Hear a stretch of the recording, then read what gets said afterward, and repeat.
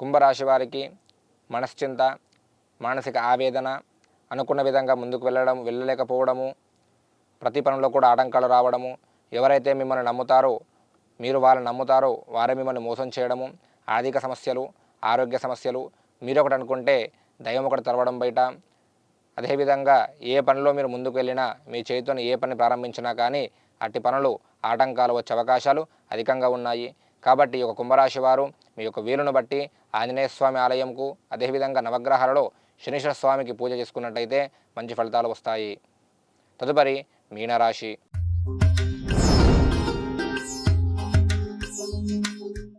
మరి మీనరాశి వారికి ధనవస్తు లాభము, మంచి ఆరోగ్యము, స్త్రీ సౌఖ్యము, శుభవార్త శ్రవణము, అదేవిధంగా కొద్దిపాటిగా మానసిక ఆందోళన, కుటుంబంలో కొద్దిపాటి కలహాలు రావడము, బంధు మిత్ర పుత్ర కొద్దిపాటి వైరాలు వచ్చే అవకాశము, దాంతోపాటుగా అనుకున్న పనుల్లో కొద్దిపాటి ఆటంకాలు, ఎవరైతే ముఖ్యంగా ఉద్యోగం చేస్తూ ఉంటారో అటు వారికి ఈ యొక్క ఉద్యోగం మానివేసి వేరే ఉద్యోగం చూసుకోవాలన్నట్టుగా ఒత్తిడికి లోనవ్వడము, చదువుకునే పిల్లలు కూడా అంతంత మాత్రాన చదవడము, వారి యొక్క దృష్టి అనేది ఏకాగ్రతను పెట్టలేకపోయే అవకాశాలు అధికంగా ఉన్నాయి.